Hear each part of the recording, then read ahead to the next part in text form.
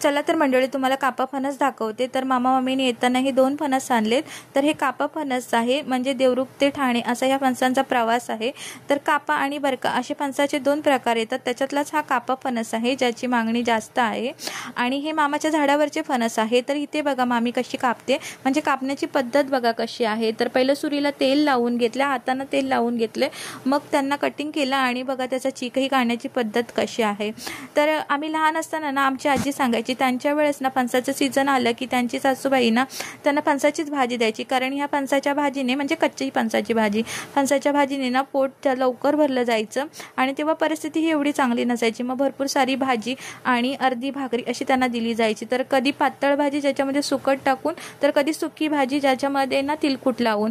तर आता गावावरून आणलेला गावचा मेवा म्हणजे आपल्या बाजूवाल्यांना तर दिलाच पाहिजे। तर इथे मामी आहे ना बाजूवाल्यांसाठी गरे काढते। चला तर मी गरे देऊन येते। तुम्ही माझ्या चॅनलला सबस्क्राईब करा, लाईक करा।